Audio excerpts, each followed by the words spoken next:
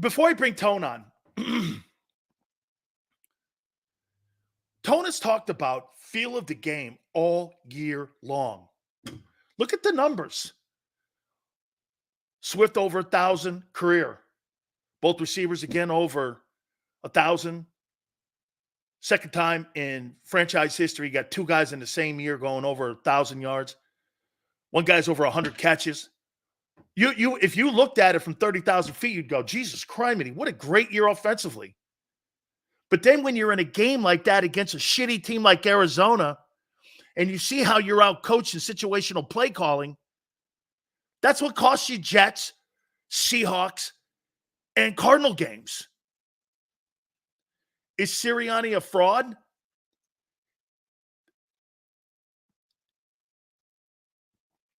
Look, he's worked his way up to get to a position where he had the opportunity to become a head coach.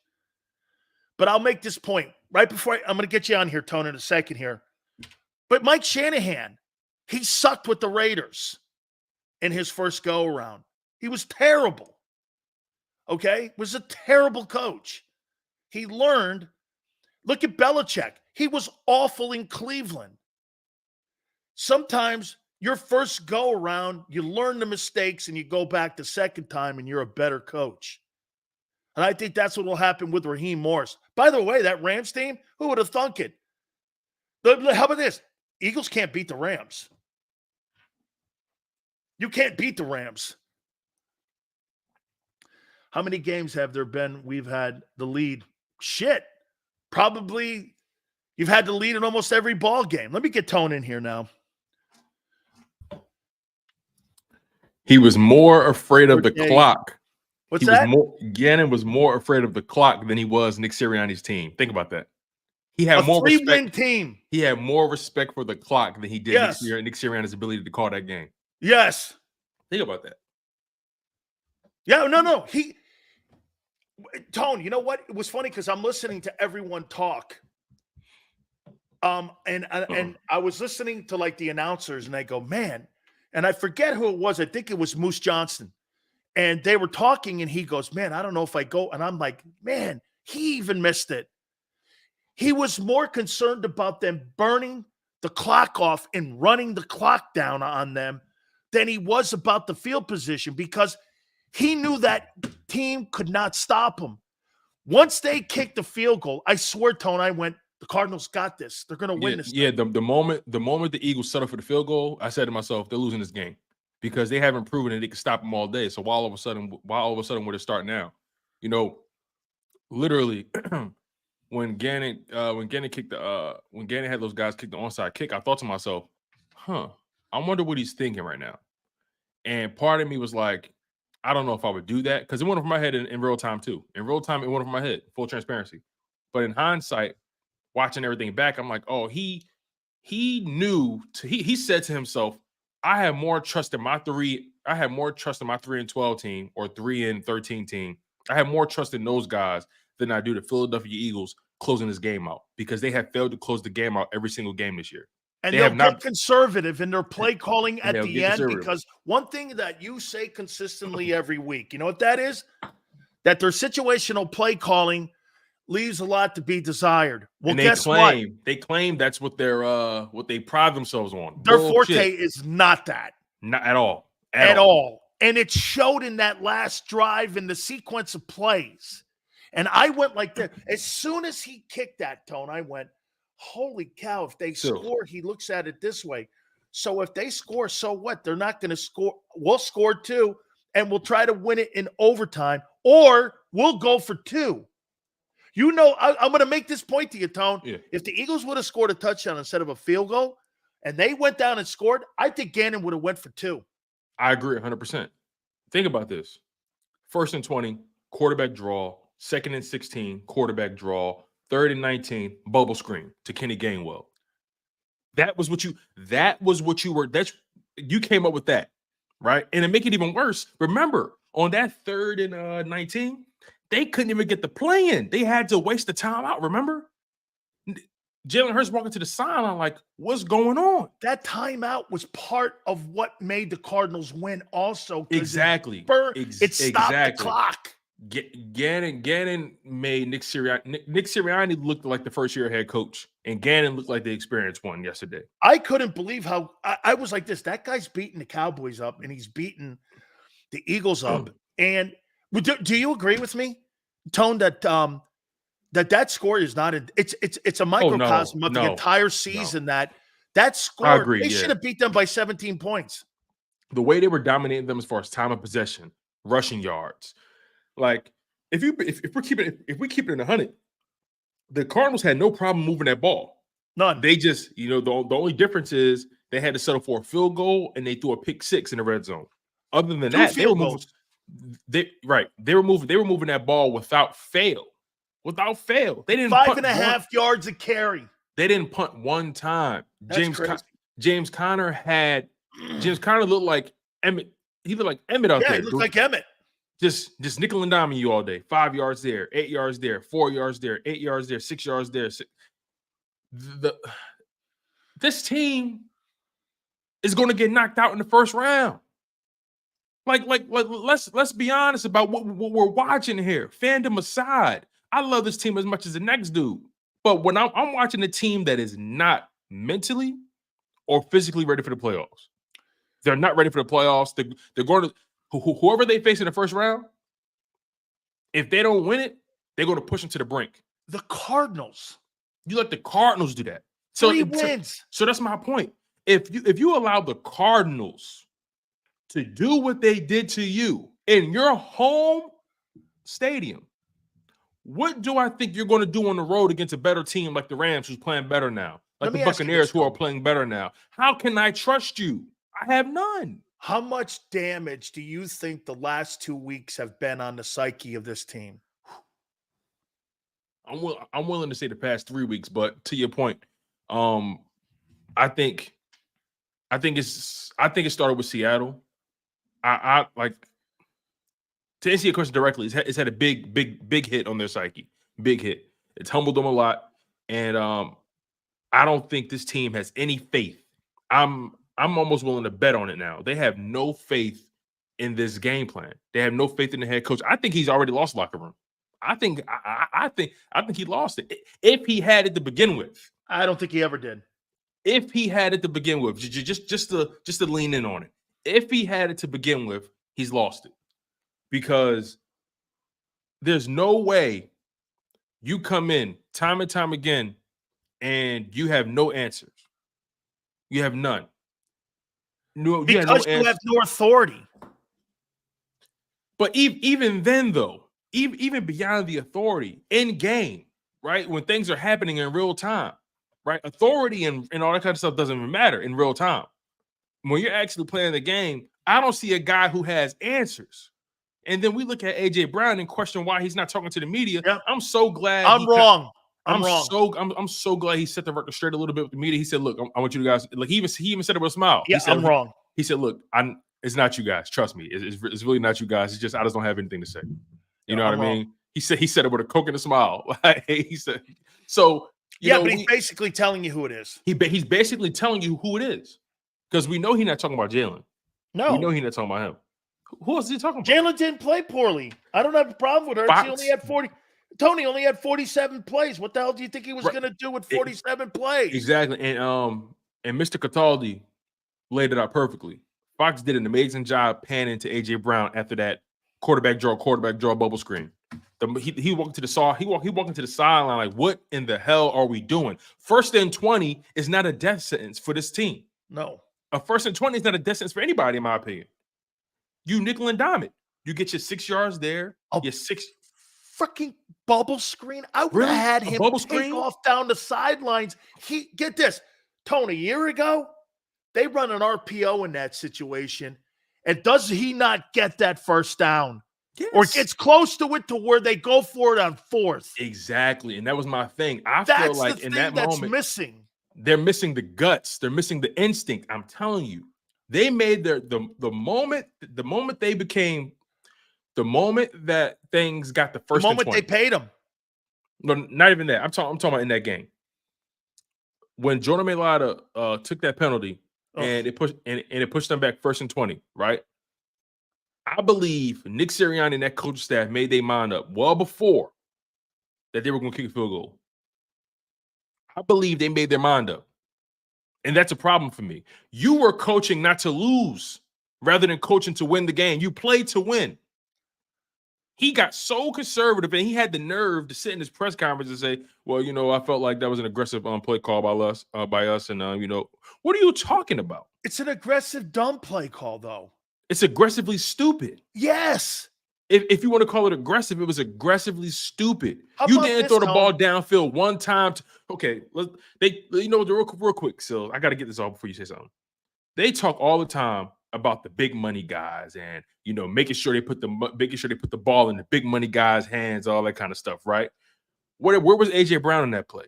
Devontae Smith, Dallas Goedert, damn, even DeAndre Swift, right? I would have felt better if you gave it to him. You gave it to Kenny Gainwell on a bubble screen, then you had Devontae Smith block for him.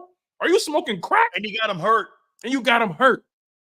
And 9 times out of 10, he's probably going to miss the first playoff game.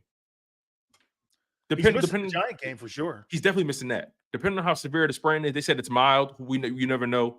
Well, I'm holding him out of that. I need him in the playoffs. Yeah, I'm holding him out. I'm holding him out in that game. So they have real issues, and my faith has not been restored, and it can never be restored until season end, if that's even possible. So how about this, dude? So, like you just said, a stupid situational play call, and then you turn around, and now that you've thought out, and now that you see the thinking process again, and on the onside kick, you look at it and you go, that guy was on the sideline, Tone. He was strategizing and he was situationally thinking the process through on everything right there and doing in-game adjustments without analytics. There was nothing analytics about that. That was all the coaching on the sidelines. Yeah. That's why that offense has no feel for the game. And that's why you just, you know what the Eagles are this year? You just see numbers. They have no feel for the game. None. Zero. Those coaches have zero feel. Zero feel for the game. The Cardinals ran the ball 40 times they get through. You thought that was analytics? No, you know what they said? No. They said that's guts. That's guts. That's okay. The Cardinals offensive line, from a talent perspective, isn't even holding the water to the Eagles D line. To the Eagles D line. But guess what? Backups are probably better. But guess what? They knocked their ass off the ball. How? 5.5 yards of carry. How did you allow a Cardinals O-line to knock you off the ball like that? That's will. That's desire. That's coaching. It's all the above. And you're playing for nothing. And they beat you with no motivation. They beat you with nothing on the line. You know what they beat you with, Tone? A rah-rah speech. Yeah. Yeah, basically. They basically Newt Rockney, Jonathan Gannon, Newt Rockney them guys into killing you. And also, we were talking about Jonathan Gannon in the offseason as if he's already lost that team. Remember we talked about absolutely. Way wrong. And guys, could I be way more wrong? Me too. He's got those guys fighting every week. He's motivated. I was like this. I'm watching Kyler Murray play, and I went like this. Holy shit. That's $46.1 million right there. When he doesn't have but trash pails to throw to, I couldn't tell you. Hey, dude, who in the world is Greg Dortch? That's what I'm saying. Trey McBride. Who are these guys? This is a problem. And I'm so glad Nick Sirianni said what he said, that, Brian Johnson gets a lot of heat. This is my offense. Great. I'm glad you did that. You actually made Howie Roseman's job easier. He's not going to be here within the next year and a half. I'm telling you, he's not, because I don't have faith in him as a coach. I don't have faith in him as a leader. He just seems like he's always, and especially in the press conferences, he just seems like a dope. He just seems like he's confused all the time, like he's rambling, trying to find the game. This team knows. They smell him. I told Angelo, dude, yes, he does not have the answers. Says a lot, but says nothing. He doesn't have the answers. He doesn't. You think he's coaching for his job these next 2 games? You know what's funny? You say that. Man, Rob was talking about that in the previous show, Sports Take. We was talking about that, and he thinks he is. Rob thinks he is. Rob thinks these next 2 games will decide if he's here beyond this year. I personally feel like they're probably going to give him another year, but here's the thing, though. I'm hanging on by a thread with that. So you can make an argument. I kind of agree with Rob that it all hinges on these next 2 games. So to your point, I think he is coaching for his job. I think he is. Taylor beats him, and they got He's coaching for his fight job for too. Listen, if he loses to the Cardinals, Giants, and Buccaneers or whoever, Bucks, if he loses to those 3 teams, he's fired.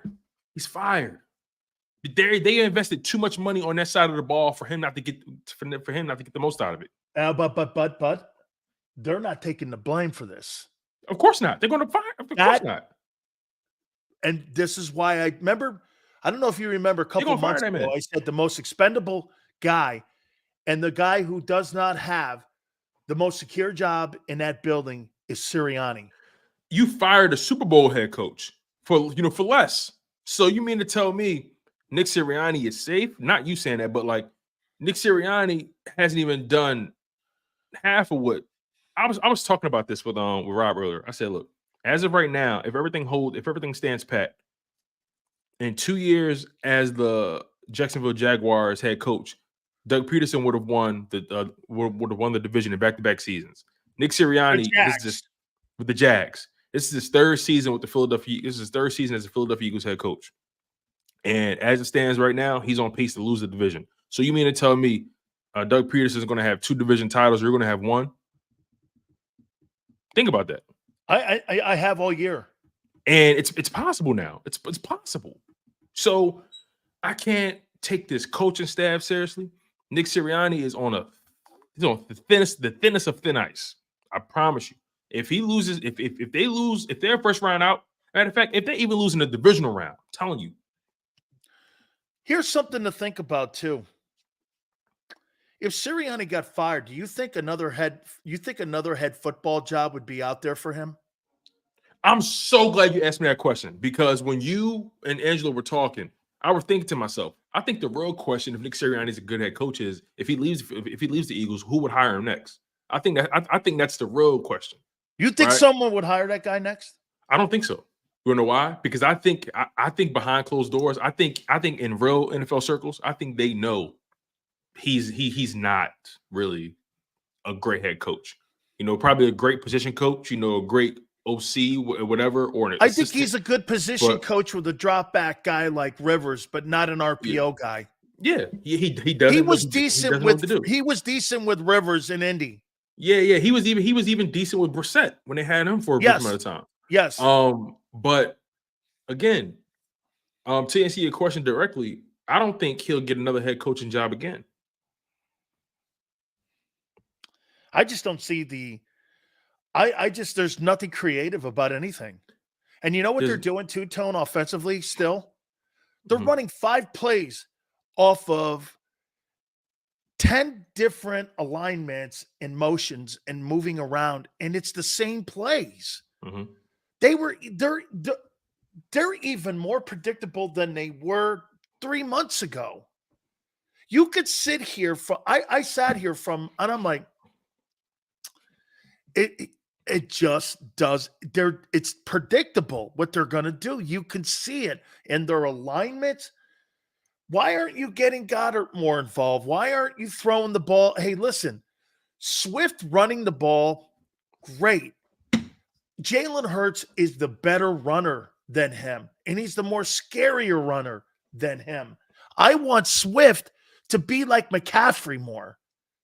That's what I want. That is how you help AJ and Devontae become more open. What does it do? It makes the backers have to play closer to the line of scrimmage, and you have more of a middle zone open. Dude, those guys were playing. I'm telling you, Tone, the whole thing on both sides of the ball, the play calling, the situational play calling, the scheme, the way that they have their defensive scheme set up and their offense, it just doesn't make sense. Yeah, that's why, when you look at the defensive side, at least you can say, okay, they don't have the personnel. You can say that, right? But on the offensive side, I think that's a bigger – as bad as this defense has been, I think the biggest indictment is on the offense because not much has changed there. You got mainly all your same pieces. You got 2 of the 3 coaches that pretty much helped. You got 3 of the 4 coaches that helped Jalen Hurts get to where he was. You got Nick Sirianni, Kevin Patullo, a guy who flies under the radar heavily and doesn't get talked about enough, because he's the pass game coordinator. And then Brian Johnson. Those 3 guys are still in the building. Only person missing is Shane Steichen, and Jalen Hurts has had this bad of a fall off, or this Eagles offense has had this bad of a fall off. That speaks volumes about the coaching staff. Yale says that they scored 20. I just watched the Ravens put a 56 spot on the Dolphins. On the Dolphins. That's a championship team. You should have put 60 points on that Cardinals team. Easily. 24, you have to understand your opponent. You know, Tone, this is the first time I've ever seen the Eagles play down to their opponent like that dramatically, where usually they kill everybody, you know, that they played that sucked. Like last year, they annihilated everyone. Mm-hmm. Look, they played down to the Seattle Seahawks. They played down to the Cardinals, to the Jets, to the Giants. They played down to the Commanders. Both twice. games. They played down to a lot of the competition. But again, that assumes that they're better than what they are. But I think they're exactly who we thought they were, especially on defense. If anything, I think the offense is completely underachieving, and that's the biggest indictment. Nick Sirianni, your offensive head coach. The number one reason guys get fired, and I think you said this, when you can't even take care of your side of the ball. Right. When you can't even make sure your side of the ball is tight. You know, Brandon Staley, he's a defensive guy. His defense was atrocious. Here's the difference. And Jimmy Johnson said this on our program. Here's what you have, exactly what's in Philly. You have a guy that likes to put up, and an organization that likes to put up a lot of points and a lot of yards, but not win games. You've lost 4 or 5 of the last. By the way, that so-called gauntlet, it broke you. I would have to agree. It broke them. I would have to spiritually, mentally, physically, emotionally. It broke them. They are a broken team because you know what happened? Every week became an indictment of who they really were. And remember what I said to you 2 weeks ago? I went like this. If you listen to the players are telling you, we're not playing well. We're not consistent enough. We're not doing this. It became a repetition each and every single week that I'm hearing the same stuff. The players and the coaches were trying to tell us who they were even at 10-1. The 49ers. I think they just ran. They ran out of gas. The 49ers broke their spirit. The Seahawks broke their will. And here's my thing, right? I don't think this coaching staff has any pull with these players anymore. I think the players, they had to at some point. They had to at some point. You know, I can't just say they didn't have any kind of pull with them. But now I see a team who doesn't believe in the coaches anymore. They don't believe in the message. They don't believe in the game planning and the preparation. They don't believe in the mantras or the words that are being spewed to them every day. They don't believe in it anymore. So when that happens, how does it materialize on the field? I mean, you played this game. What does it look like? I'm going to tell you what I think has happened here. I think the highlight of the season was going into Kansas City and getting the win. And after that, it's been pretty much tripping over themselves since Kansas City. That's the highlight of the year. Going in, beating the team that has beaten you twice. You lost in the Super Bowl to them. You exhaled. And once they exhaled, every team was gunning for him, waiting for him. And emotionally, sometimes, look at Dallas. Here's a prime example of that, Tone. Dallas beats the shit out of the Eagles. They go into Buffalo and lose. San Francisco beats the shit out of everybody, gets run over by the Ravens. Sometimes you get so high for moments and you climb that mountain. And when you do, The next week is always a letdown. It's just been letdowns. And the Bills were gathering themselves. The Bills right now, I wouldn't want to play that Bills team. I mean, even though they stumbled against Belichick a little bit, he wasn't great. Still, they're going to play for a division title this weekend. They're going to play for the AFC East. For a team that was 2-5 at one time, or whatever they were, 3-5, here they are playing for the AFC East. They're going to win it. I think the Bills are going to the AFC Championship. Me too. I think they're good. I think it's Ravens and Bills somehow, or those two teams. The winner of that game, wherever it's in the divisional round, or if it's in the championship game. So if everything holds true, the Bills are the 6th seed right now. The Bills are the 6th, and the Browns, I believe, are the 5th, right? The Browns are the 5th right now. Here's how it would play out. Dolphins in the wild card round would play the Colts. I think Dolphins beat them. Chiefs play the Bills. I think Bills beat Chiefs. Jags play the Browns, and I think Browns beat them. So then in the divisional round you have Browns versus Ravens. Yes. And then you have so they can make it to the AFC title game. Yes. Wow. Yes. In Baltimore. Yo, listen, don't be surprised. Oh, no, I won't. Don't be surprised if you have a Bills Browns AFC Championship. I wouldn't be surprised if the Browns are in the Super Bowl. I mean, Joe Flacco's pulling off a Nick Foles here. What would that do to the Deshaun Watson situation? That's a whole other conversation, man. That's a whole other conversation. Nothing. Because guess why? That would do nothing. The money is locked. Right, the money's locked in. You're right. You're right. Hey, the money's locked in. You want, man. That ain't going nowhere. Then you got yourself a Nick Foles and Deshaun Watson. Oh, would you trade him? Would you trade him to the Giants? No one would I know about this team. I'd trade him. Trade him to Atlanta. I'll trade him. Would someone pick that contract up? That's the hard part. I think a desperate team would. I think the Falcons would. Can I tell you what I'm hearing about Russell Wilson? I think Russell Wilson's going to New York Giants. Yo, I think he's going to the I think he's going to end up probably New Orleans. No, not New Orleans. They're kind of locked into that Carr contract. I think he's going to Giants. Because Brian Dable runs that kind of offense, Josh Allen kind of deal. Hear me out on this. Do you think? Now, hear me out on this. Do you think he could end up in Pittsburgh? Too much money for the Roonies. Fair enough. No. Here, if he restructured his contract and he reworded it for the Roonies, and the compensation is not high, then maybe it would have to be restructuring of the wording in the contract that could protect, because he's not going to take any less money. But what he would do for them to be able to move out, he's got to get out of Denver. That's just not going to work. It makes no sense to be there. And I think Sean Payton is everything wrong with coaching. This thing is a business decision. Even though Stidham won, great, okay, whatever. Still, at the end of the day, the guy, if you look at his numbers, it's compatible with Patrick Mahomes.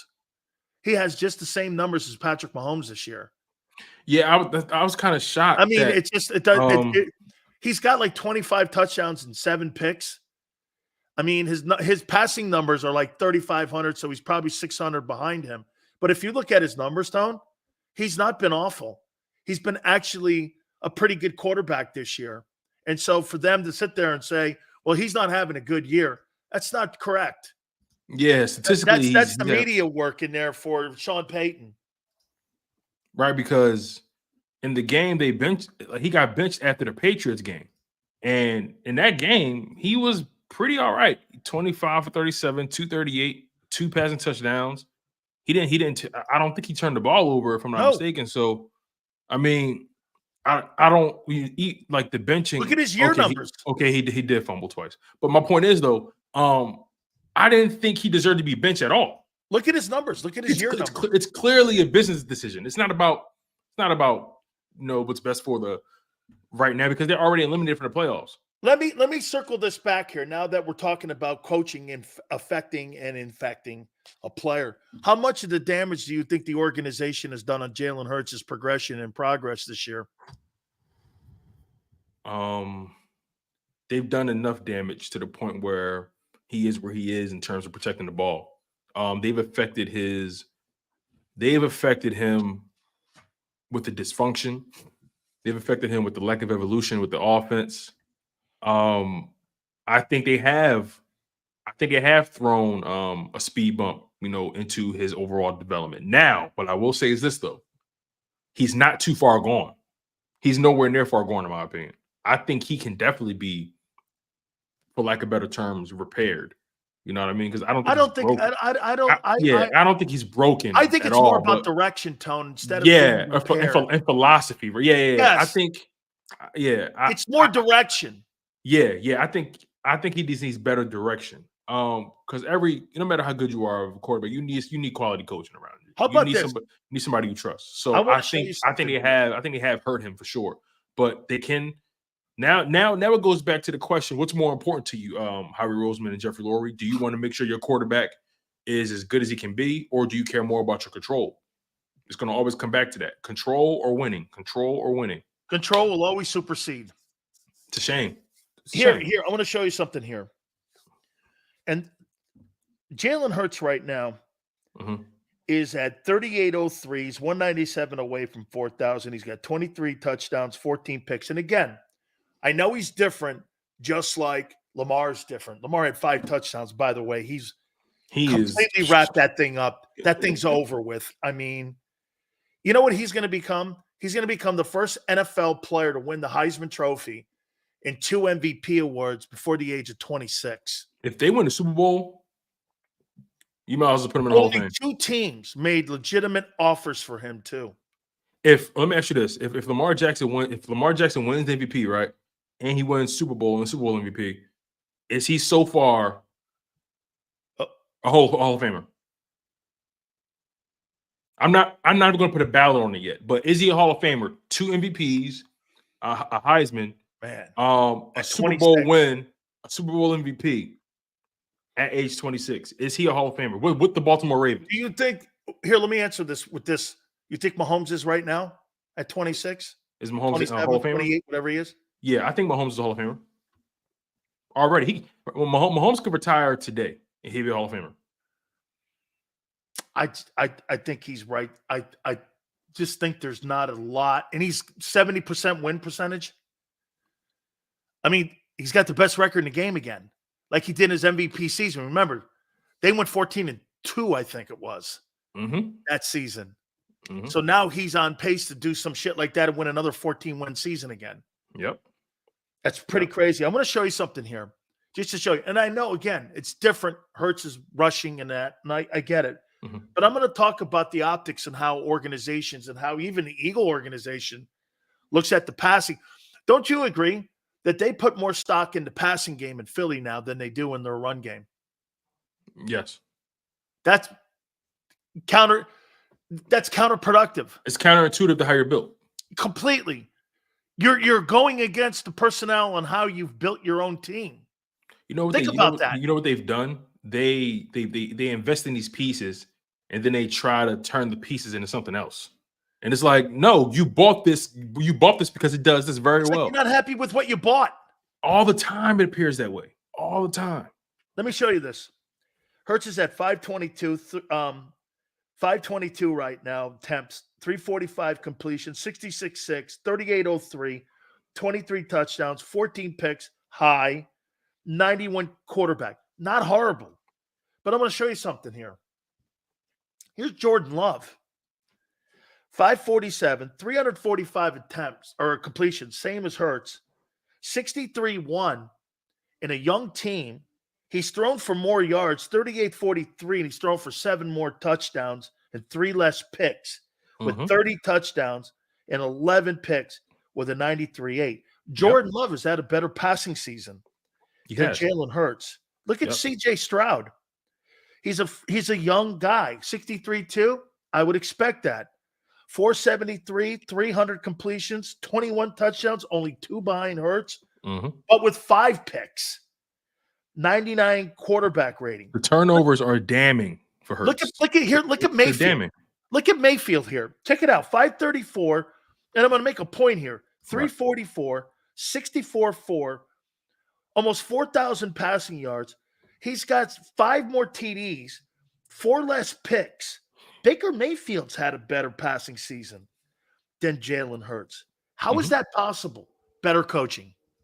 I agree. I think that's the coaching around these guys. That's the common denominator.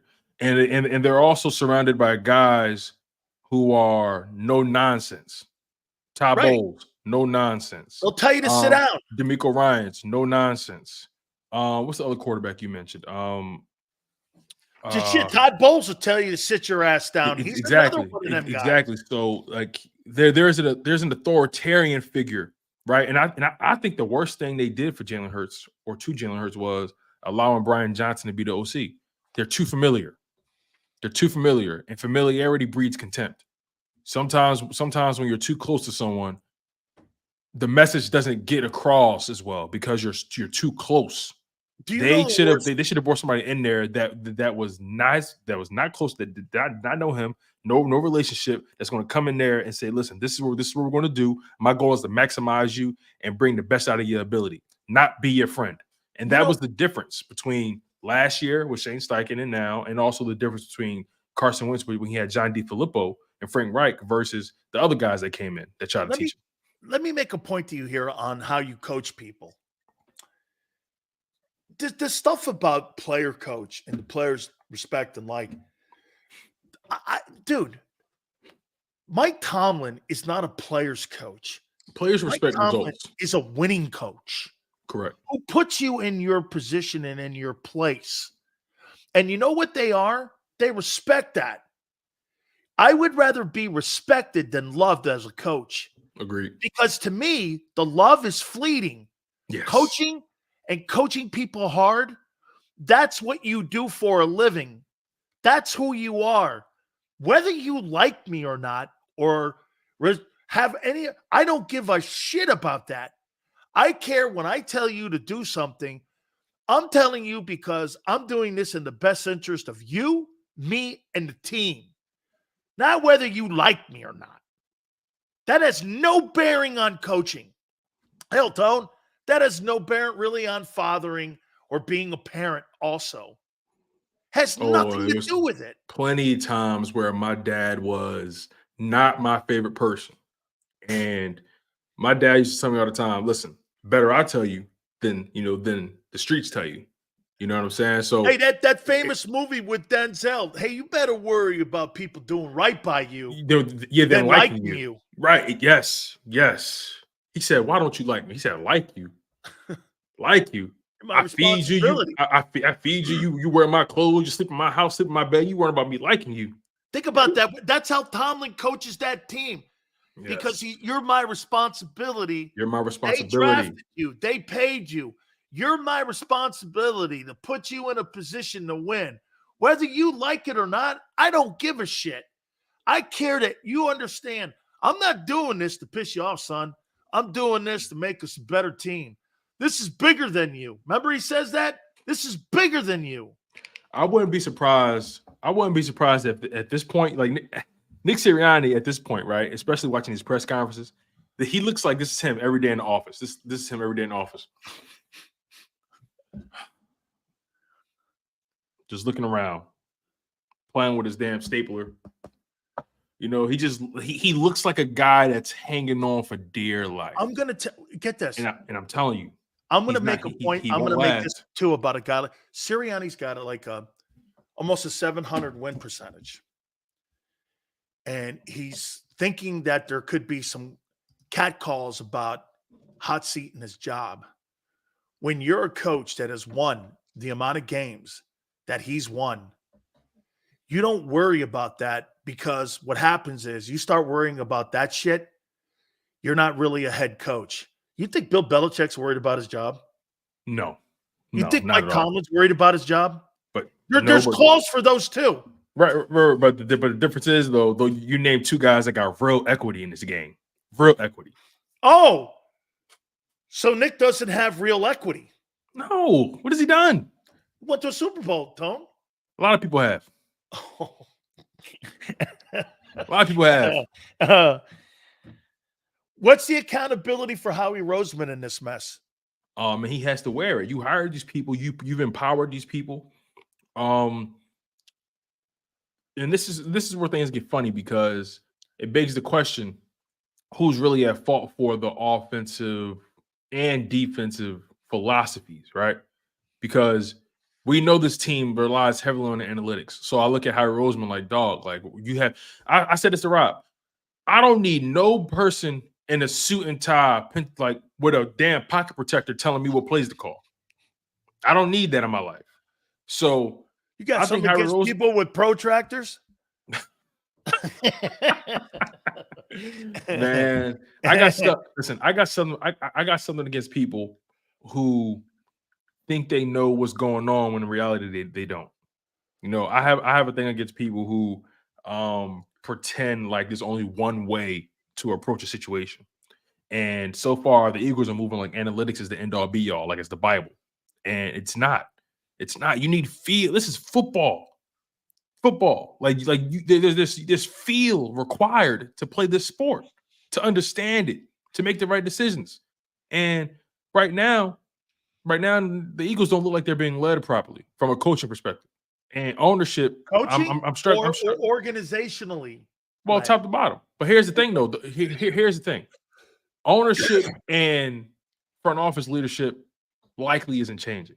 So I'm trying to more so wrap my mind around the things that can change. And my biggest fear is that this coaching, I'm sorry, not the coaching staff. My biggest fear is Howie Roseman and Jeffrey Lurie don't understand the error in their ways. That's my biggest fear. My friends, I'm gonna have to give Tone the bad news here. Tone, I told you a couple weeks ago this team was trending to be a 5-win football team in 2 years. Oh man, don't say that, man. And I'm gonna tell you,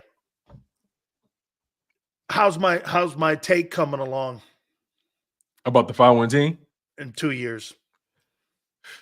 If here's you can't the thing. lose the 3-win teams in a stretch run when home field advantage in the East is still on the line. And also if I actually have, and you've lost 4 or 5, right? And if I have Nick Sirianni likely being fired within the next year and a half, you can't be a winning team if that's the case. So, but you're going to hire the same guy. I miss Doug, man. Doug was a man. Doug was a man. Hey, Tone, we agree now. It was more important for them. Doug Pederson being out of that locker room and out of that organization gives the equity with the fans of that Super Bowl for them to be able to do this stuff and how they can. I'm telling you, that game, I thought about it right after the Cardinal game. I said, this is a great example of what the record was and what that game was. Mm-hmm. Because at the end of the day, that was a 17-point win. If the Cardinals did the things right in the red zone early in the game, they should have beat them by 17. That thing shouldn't have been close. And the record at 10-1 was a complete charade. Then when they started playing against some really good teams, the really good teams, guess what they did? They beat them up so bad emotionally. You're starting to lose the shitty teams. Think about this, which means this, Tone. No one respects you. No one. Jonathan Gannon's kicking onside kicks with 2 minutes left in the game with a 3-win team, knowing full well he's going to beat you because you're going to fall into the – they don't have respect for that team right now. The teams they're playing, Nick Bosa is calling them out. They're predictable. Everyone, they're not – and then here, I'd like to see Jalen Hurts more assertive. I mean, come on, dog. Yes. Let's go here, man. You got to start stepping up here, man, because you know why? You like can't go down with the ship here. Like in that moment with the quarterback, the back-to-back quarterback draws in the bubble screen, Jalen, when you saw the bubble screen, when you saw the second quarterback, when you saw the second quarterback draw being called, why didn't you audible out of that? You knew that shit was not going to work. You knew it wasn't going to work. You knew it. And, and the thing is, like, I understand what Jalen is trying to do. Do I agree with it? No. But I understand what he's trying to do. He's trying to toe the company line. He's trying not to add more fuel to a fire that's burning out of control. He's trying to be, buttoned up and not call out coaching and appear disgruntled. And I understand what he's trying to do in theory. But in my humble opinion, there comes a point in time where you got to say, look, Nick, get your shit together, or I'm going to make a phone call or go upstairs, because this is not working. It's not working. I wonder, like, it's one thing for something not to work. It's a whole nother thing when you try to force people to do it and they know it doesn't work and you expect them to give 100, 110%.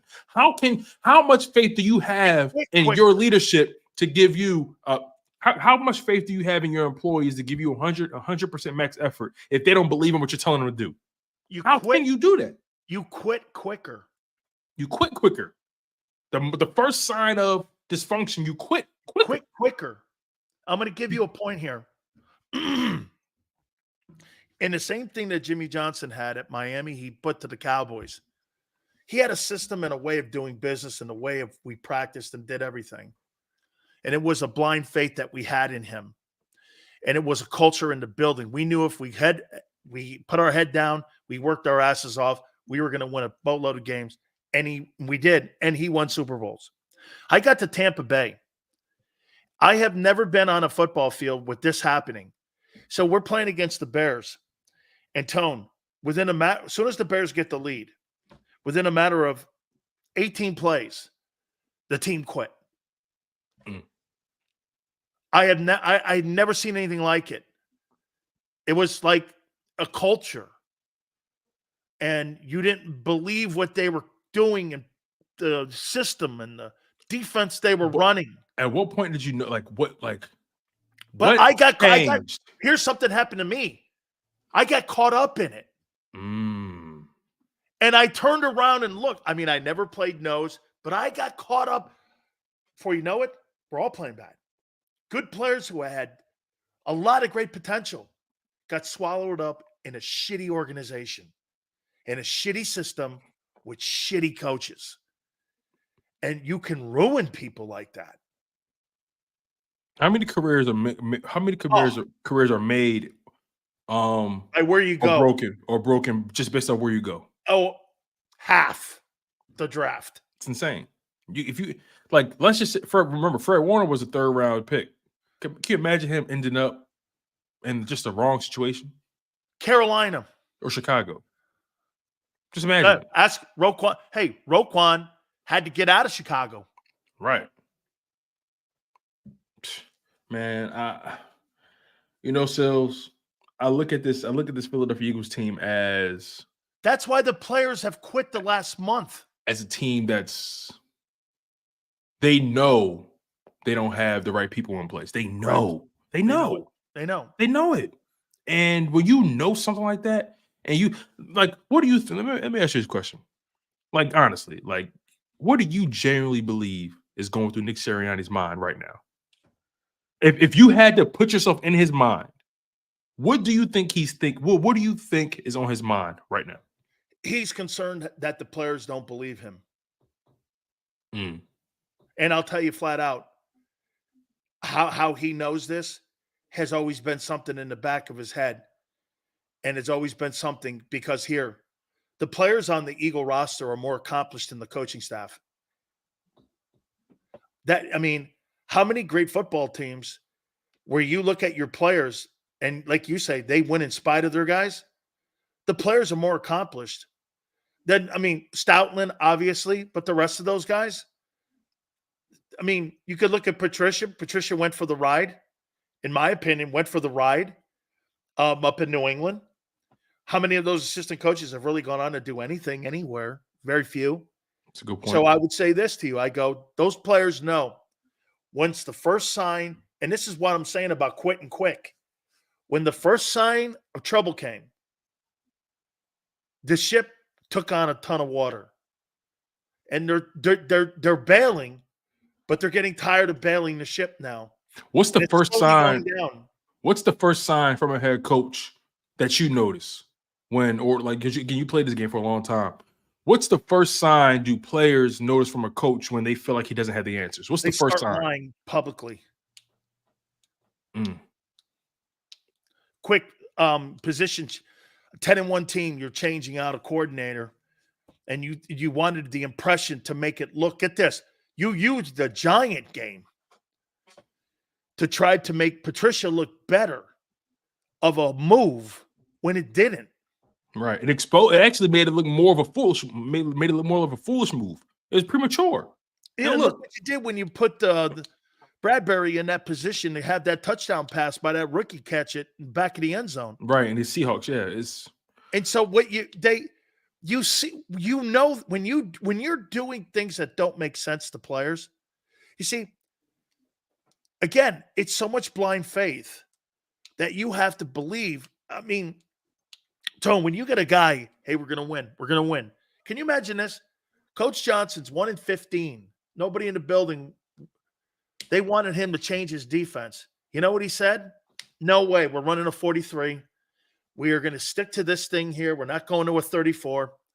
Absolutely not. He believed in pressure with his 4 down linemen. He said, no, we are not changing this process. He built that defense, and he built that team into winning 3 titles in 5 years. And I'm telling you, it's conviction.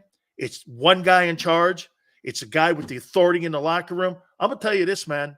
Tone, I've never been around a man. That guy who's crying now on TV and shit, that ain't the same dude. Because that guy who walked around the locker room, you feared, Troy Aikman will tell you, you feared for your job.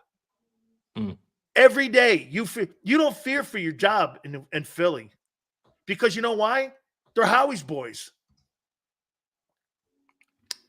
Like, Nick's not going to fire. Like, look, what was Derek Barnett doing on the team the last 2 years? Exactly. Honestly, what's hey, how about this? Here's a better one. What is Rashad Penny doing on the team? They activated him and didn't even play him. How is that? What coach activates players for a game that you're in the stretch run to try to win home field? And you could have ran that ball. Why didn't you run the ball 50 times? Why didn't you run the ball 50 times? You're one of the worst run. Oh, shit, man. They couldn't. They only rushed for 91 yards. The players are starting to quit, Tone. I'm watching it. I think so too. They're starting to quit. Did you see Jason Kelce's post-game press conference? I did. He's frustrated. He looks like a guy that's hanging on by a thread. Hey, Tush pushes over with when he retires. Oh yeah, there's no way they keep it up. But you know, like he looks defeated. He looks like he knows they're better than this. And he's trying his hardest not to throw anybody under the bus, man. He's trying his hardest. You can tell. See what Jason Kelce in the kitchen. Listen, what Jason Kelce's doing right now, AJ Brown refuses to do. He refuses to go out there and just pretend like, hey, things are just he refuses to sit there because I'll be honest with you. I'm not a good liar. I'm not either. So typically how I feel about something, you know it on my face. You know. My wife is like, I'm not a good liar. So I understand AJ Brown and what he's doing. Why I put myself in a situation where I could say something very, very dangerous and put this team in a worse situation where I'll much rather take the heat for not talking than saying the wrong thing. If you ain't got nothing nice to say, don't say anything at all. It's just that simple. And I ain't even mad at him. Where's Jordan Davis? Where is JD?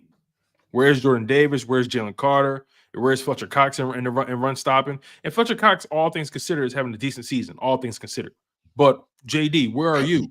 You know, at the end of the game, you're talking about what's acceptable, what's unacceptable. Where are you? You know what I mean? You guys are getting blown off the ball week after week after week. It's either it's I refuse to believe on the D line it's a talent issue. I refuse to believe that. So either it's It's a will, depth issue. either it's motivation related, depth related, It's depth. or you don't believe in what you're being told anymore. It's depth. They're out of. There's no help. Mm. There's no. Hey, one thing has become very clear. Linville Joseph and Ndamukong Suh were a major part of last year's defensive line. You're absolutely right.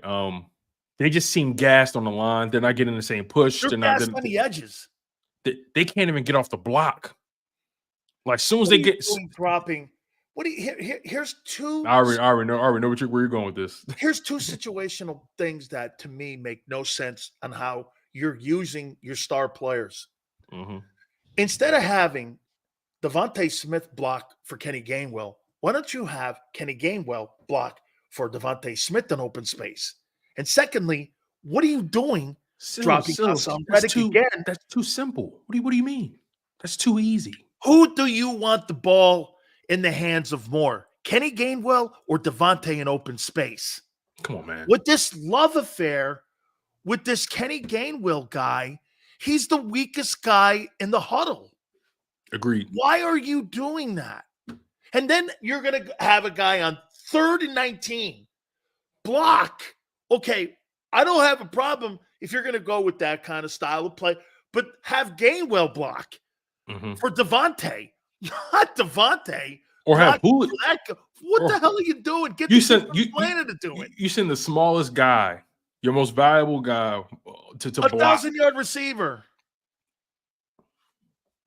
That'd be like sending Tyreek Hill out to block for your run game. Really? I'm not sending him anywhere near the run game. Dude, as a matter of fact, if you want to take the playoff, go ahead. That's like having you in a position to block. That's like having Keenan Allen block for Austin Eckler on a big on a big third down. Like why? Why would I ever do that? I'm going to Austin. I'm going to hey, how Keenan about this, Allen. It's situational play calling and it's talent related situations on how they're not using their talent correctly. The problem, the biggest, but it seems so easy, Sills. Why do they make it look so hard? That the Eagles have versus other defenses is Goddard. There's not enough good linebackers in the league to cover tight ends. That's why they're an essential part of how teams move the chains. Everybody has one of these guys because the linebacker position is not a deep position across the league. So going to the numbers with the Y and Z, you're playing into the strengths of other teams. Go to the tight end. Let me tell you, you really think Arizona had linebackers that could cover him? No, absolutely not. They struggled. They struggled on Goddard. But the fact of the matter is, this coaching staff, and they got away from him. They want to make it. They want to overcomplicate. This shit is not complicated, Sills. They make it look They make football look like a complicated sport, and it's. And I'm not diminishing the game, but like it's not a complicated sport in my opinion. Tackling and hitting. Yeah, tackling, hitting, execution. Like it's not the most complicated sport, but they make it seem like if I got AJ Brown, Devontae Smith, Dallas got DeAndre Swift, if I got those 4 players, I better make it to a conference championship game at least. I'm Super Bowl or bust, baby. I'm Super Bowl or bust. Well, the money that I'm paying, dude, I mean, look at the money you're paying on offense. You're paying, let me see. That's what I'm saying. Hey, next year you're going to be paying 50 for a quarterback, 20 for a receiver. There's 70. Your 2 tackles are 30 apiece. There's $100 million. You got to do something with Smitty, and you got to do something with Landon Dickerson. So you're talking north of $140 million that you have on that side of the ball. Plus your tight end Goddard makes $15 million. You're talking about $125 million that you have money spent on that side of the ball. And I'll tell you what, you're losing to teams like the Cardinals, and you get bounced by the Giants, and then you get knocked out by the Bucks. Boy, I'll tell you something, man. I'd have a conversation not with the head coach. I'd have a conversation with the general manager. What's going on here? But you see, they're linked at the seams here. And they're going to blame the coaches because you know why? The kids involved in the analytics and preparing the team also. The worst thing Sirianni could have did was go out there on Front Street and say, "This is my offense. This is my offense." That's the worst thing he could have did. You better not. Yeah, he owned the wrong thing. That's the worst thing he could have did. It's the worst thing he did. Absolutely. I mean, Tone, what they're doing right now is they're looking here.